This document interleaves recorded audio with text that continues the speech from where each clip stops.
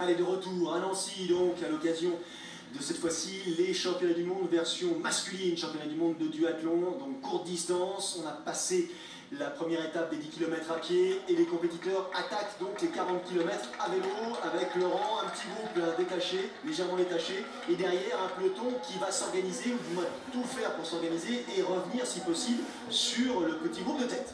Et on a 4 Français dans ce groupe de tête, en tout cas les Français sont présents, ils pèsent sur cette course. Ils sont en supériorité numérique, donc c'est à eux ils sont en plus à domicile, donc c'est vraiment à eux de faire le boulot. Et ils le font bien. Thomas André, qui lui concourt en U23. Benjamin Choquer qui est là aussi. Ça c'est un groupe qui est encore un petit peu plus loin. Il semblerait qu'il est un petit peu puisé sur cette première course à pied. On a vu sa transition un petit peu laborieuse. L'Espagnol Victor Del Corral, présent aussi, connu pour ses performances ici aussi en triathlon, mais en duathlon.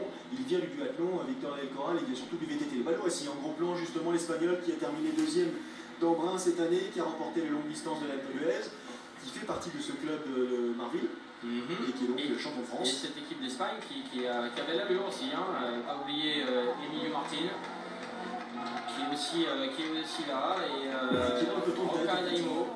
Peloton de tête, Roca, Martin, Silva, voilà, Silva toujours, on l'avait vu un petit peu derrière sur l'enchaînement des virages, mais il est là aux avant-postes. Etienne Desmunch, Pierra. 4 Français, voilà. Il faut insister, il y a peut-être un point joué là. 2 Espagnols, un Portugais, un Belge, supériorité numérique, un Britannique, si je ne m'abuse. Non, c'était un Français aussi, donc 4 Français nous avons dit, 4 Français. 2 Espagnols, un Belge, un Portugais. Exactement. Et Etienne Dimanche qui essaie de sortir là, du groupe, d'accélérer, d'appuyer un petit peu, contré automatiquement par le Belge Antoine Duvivier. Derrière dans la foulée, les Espagnols répliquent. Et oui, pourquoi pas. Les Français sont 4. Ils ont l'habitude de courir sur les Grands Prix de duathlon, mais aussi sur les Grands Prix de triathlon, notamment pour Etienne Desmunch et Greg Roux. Et donc ils savent que la tactique d'équipe peut servir à quelque chose. Pourquoi pas envoyer un des tricolores aux avant-postes, voir comment ça réagit, en tout cas faire travailler les autres. Ils sont en supériorité numérique, donc c'est tout à fait logique. En parlant de travail, en l'occurrence, Victor Del Corral, là il bosse, puisqu'il est en train de ramener le peloton derrière. Sur le groupe de tête, 27 petites secondes, là ne sépare plus le peloton de tête des poursuivants en l'occurrence. Et c'est a priori Del Corral qui est quand même pour pas mal. Il n'est pas le seul visiblement dans l'histoire à participer à ce retour sur le groupe de tête. Le dossard numéro 1, c'est le Belge Rob van Steenborg. Alors, l'Espagnol qui mène le groupe de chasse, 2 Espagnols sur le groupe de tête. Et les Belges, il y en a pas mal aussi dans le groupe suivant. Course par équipe, pas course par équipe. Nous aurons une course par équipe à suivre. Donc là, aujourd'hui, c'est une course individuelle, donc chacun va jouer sa carte.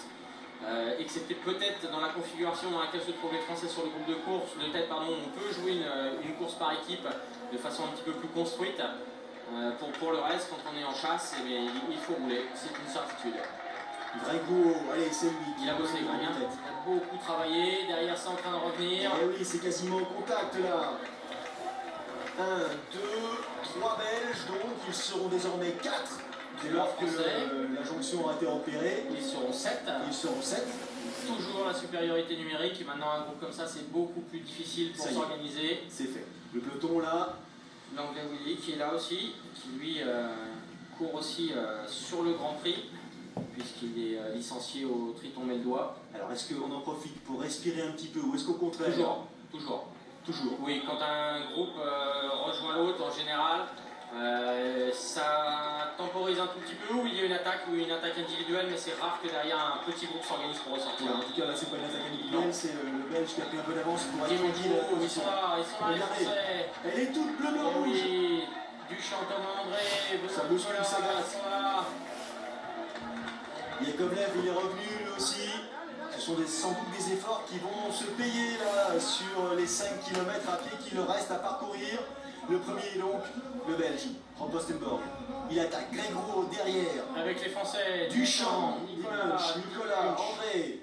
Non, je t'ai plus. Ils sont là, c'est beau ça. Alors le classement, les écarts à l'issue de cette deuxième transition, regardez, hein, les différences sont minimes. 5, 7, 8, 10 au pire. N'empêche que van Steenborg, il est rapidement rejoint par son compatriote Antoine Duvivier, par Etienne Dimanche avec le bandeau je dirais presque de Laurent Vidal sur le front. Greg Roux derrière. Martine, l'Espagnol. Champ, Silva qui est encore là. Vous avez vu que Del Corral, il avait fait son apparition. Là, il revient aussi aux avant-postes, Victor Del Corral. Ah, mais Vincent, il a énormément travaillé en vélo. Ça risque d'être un petit peu compliqué pour lui. Alors. Etienne qui nous fait voir qu'il est en très très bonne condition. On l'a vu sur des Coupes d'Europe. Il est quand même champion du monde 2011, moins de 23. L'air de rien. L'air de rien. Bien joué. Où ça commence là à se faire sentir. On tire l'angle là, pour ce qui concerne Nicolas. Il s'accroche. Allez. Et Thomas André est toujours là. Lui, alors, il concourt aussi pour les U23, hein, je vous le rappelle. Alors, Duvivier, Dimanche, Martine et André. Deux Français dans deux catégories différentes, mais dans le même groupe de tête. Et pourquoi pas un doublé? Ce serait bien. Élite U23. Allez, encore un tour, encore un tour. Qui fait une course magnifique. Là-bas, c'est Benoît Nicolas qui est en train de revenir. Alors, s'il nous fait la même gestion que sur la première course à pied, où il s'était laissé un petit peu décrocher, puis était revenu au train. Silva aussi est là. Il a beaucoup travaillé sur la première course à pied. Et Benoît qui est en train de s'accrocher. Il s'accroche Benoît, oui. Il mauvais passage là, pendant les 10 km, mais là il retrouve, je dirais presque, des forces insoupçonnées. Le sprint, l'accélération, le finish au sprint pour l'Espagnol, Emilio Martin qui va prendre le meilleur sur le Belge Antoine Duvivier. Et derrière, la troisième place, elle n'est pas acquise. Dimanche André en tout cas, la première place de Thomas André pour les 23, ça semble pas mal. Est-ce que justement il n'est pas en train de laisser, je dirais, la place sur le podium à Etienne Dimanche? Après, étant donné qu'il sort du classement, c'est pas le souci. Et il y a au retour de. Ça se bat, mais Benoît Nicolas, il est passé devant ses deux compatriotes sur le final. Et la victoire est dans les bras espagnols. Emilio Martin, ça y est, c'est fait. Deuxième position pour le Belge. Antoine Duvivier, la troisième place pour Benoît Nicolas. Et les deux autres Français à suivre. Emilio Martin qui a fait une course d'attente, mine de rien. On ne l'a pas vu sur la première course à pied, peu en vélo. Et derrière, il a été capable de faire un dernier 5 km de très très belle facture. En tout cas, Benoît a été au bout. Etienne Desmunges qui est là. Et Thomas André qui va se faire passer sur la fin par Silva. Mais il va remporter le titre en U23. Et une très belle 6ème place au scratch. Ah oui, c'est beau ça. Mondial pour les Français, c'est plutôt pas mal, hein? Et oui, parce que ça veut dire aussi U23, ça veut dire que la relève est là. C'est bien. La relève est présente. Emilio Martin, il avait pris une 19e place lors des championnats du monde en 2011 en Espagne, et là, il a fait un gros bond en avant. Hein. C'est le moins qu'on puisse dire. Le voici, Emilio Martin, qui dit qu'effectivement, il connaît la plupart de ceux qui concourent, là, qui étaient présents avec lui, et il s'attendait à ce que la course soit hyper rapide. Mais bon, il avait fait la préparation nécessaire pour être dans les bonnes conditions. Là, je reviens de m'en faire. 30e à un moment sur la première à pied. Et puis tout au mental sur la deuxième. Merci pour cette prédiction. On le retrouve donc en 300 derniers mètres, j'ai joué ma vie. J'ai tout donné. Moi, je suis super content. Ça se voit hein, qu'il a un petit peu de... Oui. Il allait très tiré, comme on dit, il a bien dormi. Légèrement. Un petit coucou au junior, Vincent. Bien sûr. Simon Blin qui fait 5e, Dorian Collins qui est 11e, Raphaël Montoya 14e. Parfait. À suivre, le relais mixte.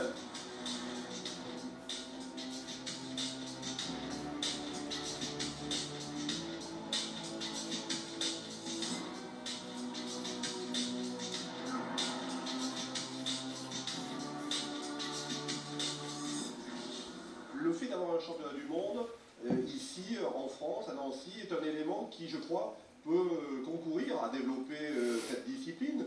20% à peu près des effectifs de la Fédération française de triathlon sont des duathlètes. Et je crois que vraiment le duathlon peut jouer un grand rôle dans la poursuite du développement des disciplines enchaînées.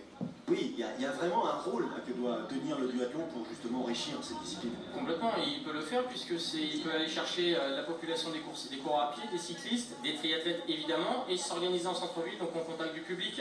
Pas besoin de plan d'eau, donc peut-être qu'il y a une vraie réflexion à mener, ça peut être très très intéressant. Allez, le relais mixte, c'est tout de suite, et première difficulté, la sélection.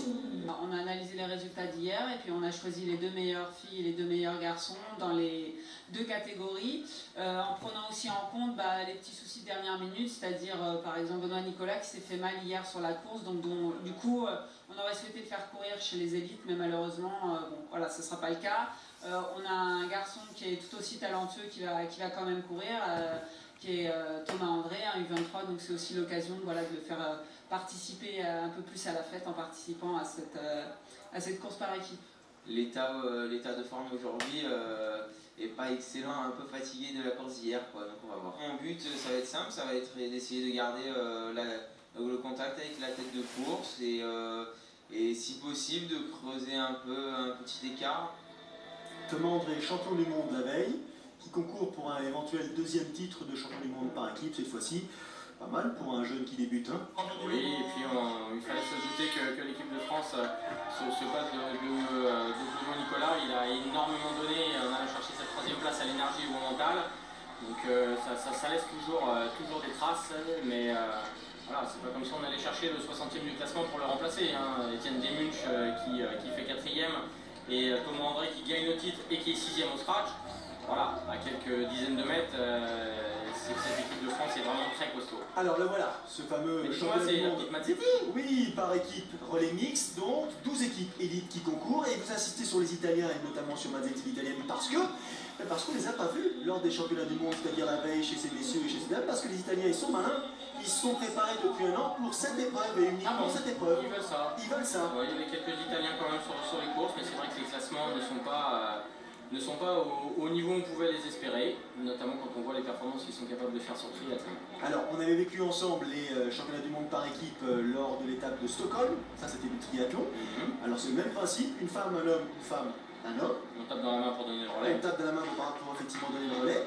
Et les distances, 2 km à pied pour commencer, 8 km à vélo et 1000 mètres. Je dis 1000 mètres parce que c'est quand même plus rapide qu'un kilomètre, mais 1000 mètres pour terminer. Donc là, il va y avoir effectivement des arrivées qui vont se faire dans la couleur. C'est très très intense. Excessivement intense, très rapide. Les pulses à bloc en permanence. Et Mazzetti. Mazzetti qui part avec ses... oui, il y a 2 méthodes. Il y a la méthode, je laisse les chaussures de jogging, je prends les chaussures de cyclisme posées sur le vélo, ou alors comme Mazzetti, et comme d'autres, hein, comme l'Allemande sous nos yeux, je chausse les fameuses pédales Thompson. Eh oui. C'est-à-dire les pédales qui vous permettent tout simplement de pratiquer le cyclisme avec les chaussures de course à pied. En fait, les chaussures sont posées sur, pour ceux qui n'ont pas l'habitude, sur un plateau, sanglé évidemment, mais ce qui permet de ne pas faire la transition pieds nus, de pouvoir être efficace sur la deuxième transition sans avoir besoin de mettre ses chaussures de course à pied.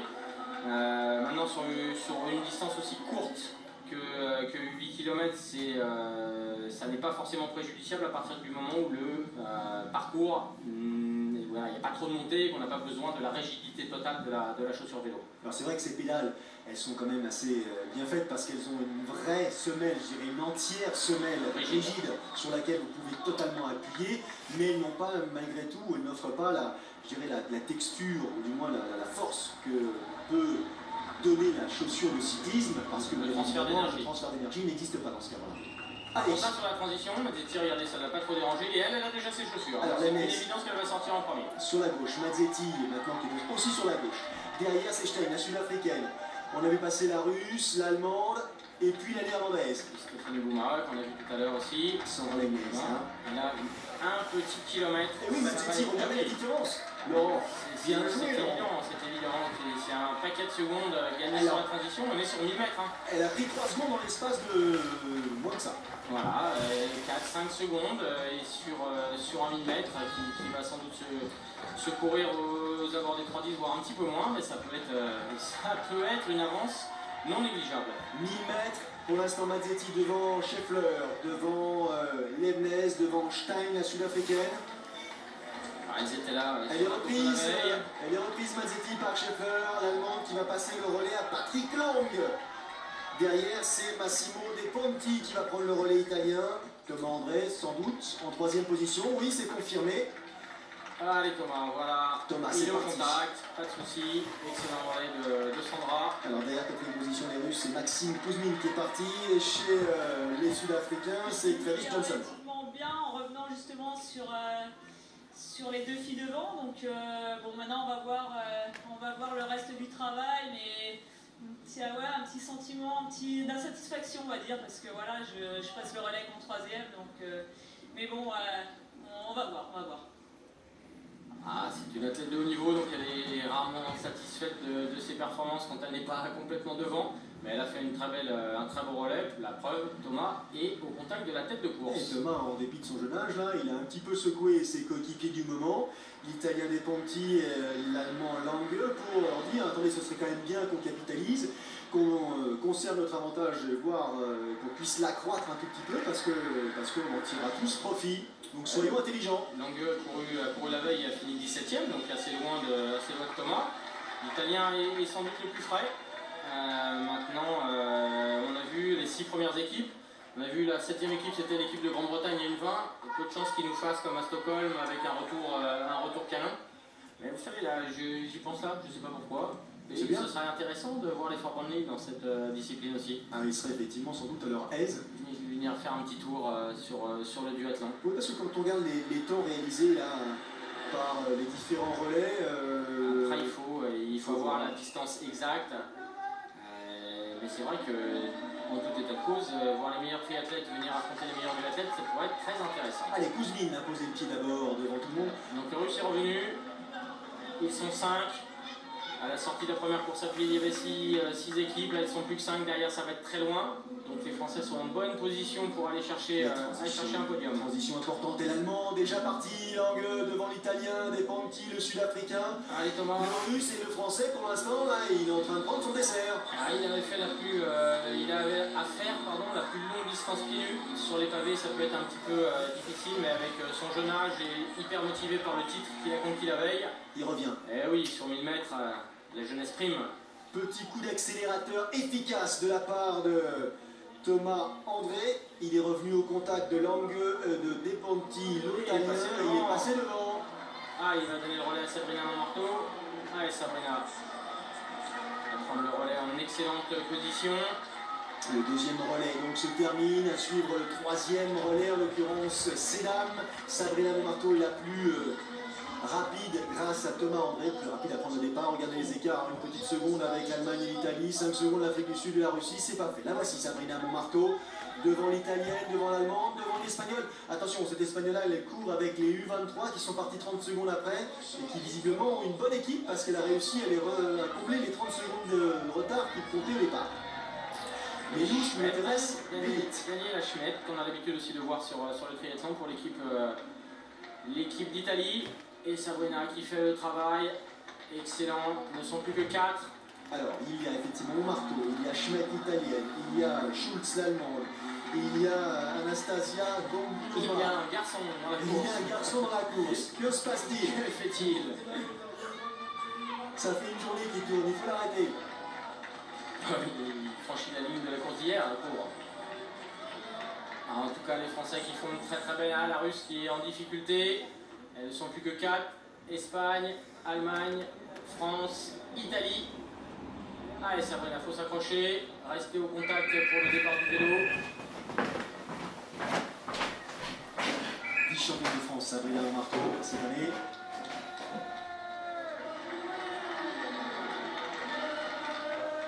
Toujours en tête pour l'instant. Un petit trou, l'air de rien. C'est notre ami espagnol qui a légèrement lâché. Allez, il faut bien prendre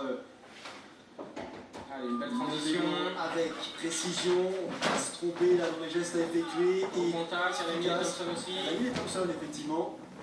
Ce qui lui fait gagner un petit peu de temps, lui permet d'accélérer plus vite que les autres sans doute. Mais Thompson aussi pour l'allemande. Attendez, Vincent. Thompson pour l'allemande ou rien du tout? Non, rien du tout pour l'allemande. Quel pied pour l'allemande? L'allemande même pas, je vois pas de quel pied. Écoutez, c'est un petit peu étonnant. Si, il doit y avoir quelque chose un petit peu. J'ose espérer, en tout cas les lanières sont pas super évidentes. Et sinon, pied, mais elles sont toutes à égalité en tout cas. Elles ne sont plus que 3, donc ça s'égrène au fur et à mesure. Le podium est en train de se dessiner. Allez Sabrina, voilà, il faut rester au contact. Les Français sont champions du monde en titre. L'an passé, ils avaient remporté la médaille d'or.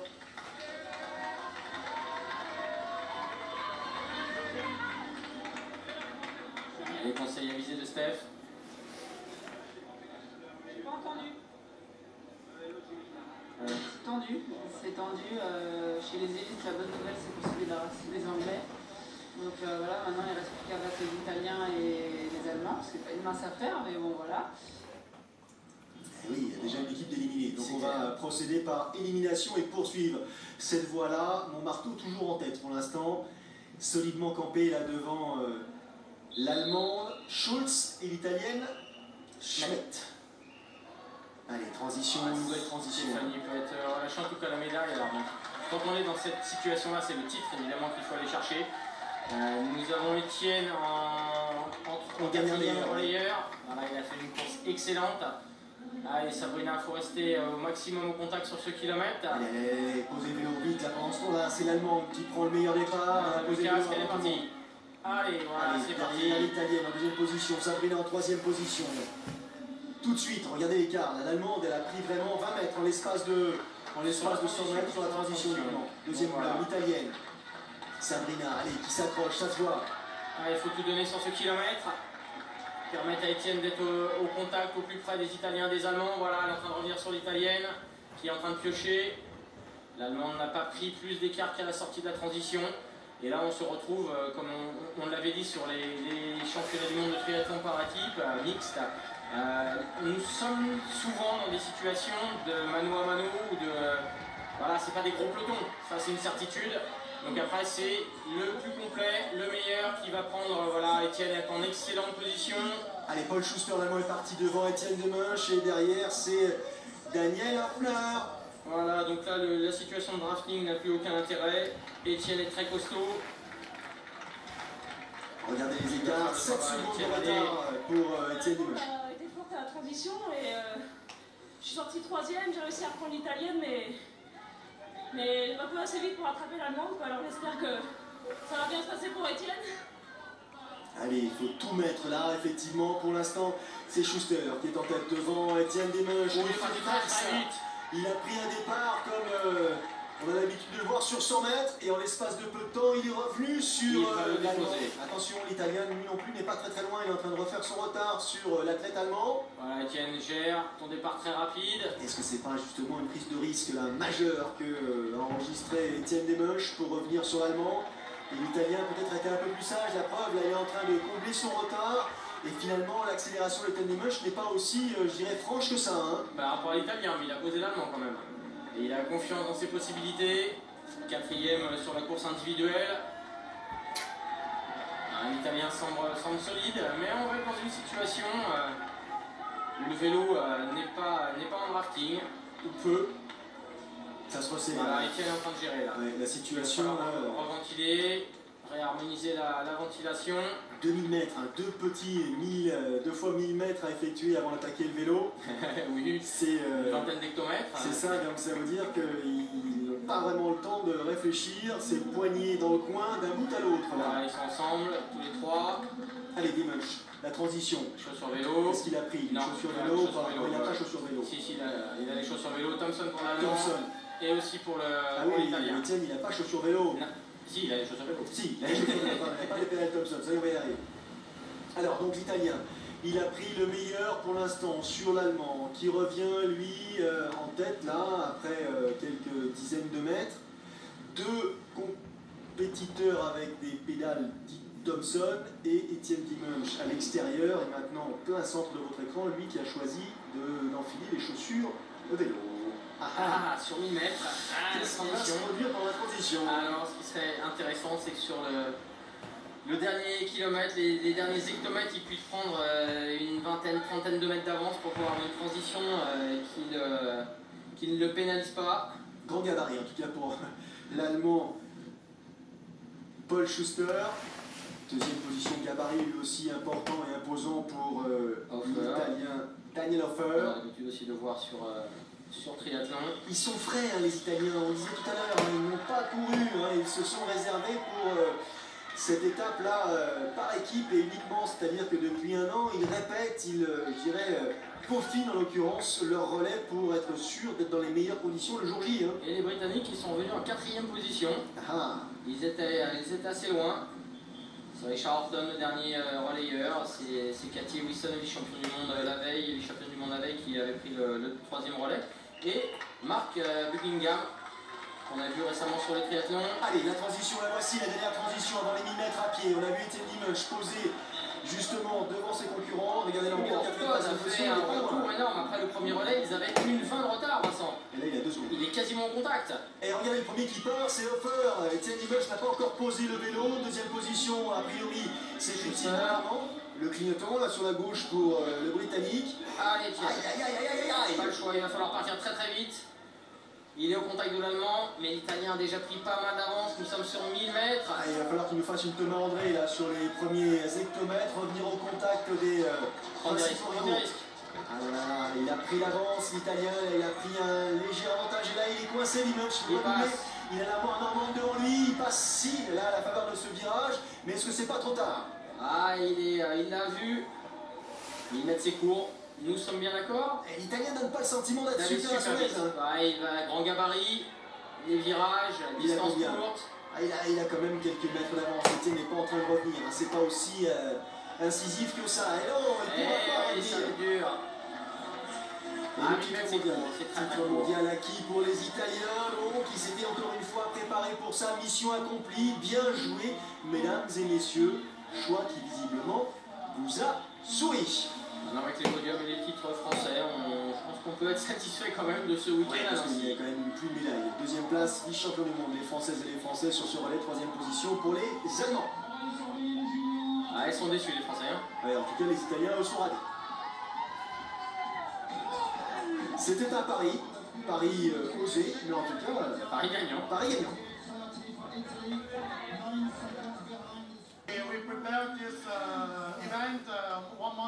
Ah oui, on avait préparé spécialement cet événement. On s'est préparé spécialement en Italie depuis maintenant un bon bout de temps. C'était notre objectif. Les Italiens, ils étaient en pédale Thompson, ça s'appelle. C'est-à-dire qu'ils pédalaient avec des baskets et du coup ils gagnent un peu de temps à la transition. Et deuxième facteur, c'est qu'eux ils sont venus spécialement pour ce relais. Ils n'ont pas fait la course d'hier et bon, une course comme hier, ça reste dans les jambes quoi. Eux ils étaient frais, ça s'est senti sur les transitions, sur les départs, ils avaient plus de jus que nous quoi. Italie, France, Allemagne, c'est le podium de ces championnats du monde par équipe. Les Italiens donc avec le sourire. Prochain rendez-vous triathlon sur la fan de Sport Plus, ce sera mercredi prochain le triathlon de Pékin, et puis jeudi nous serons encore ensemble, vous dormez ici, pour l'étape de Yokohama, les triathlons séries. Seulement si vous le nourrissez. Hein, salut, je suis vorace. à très vite. Bye bye.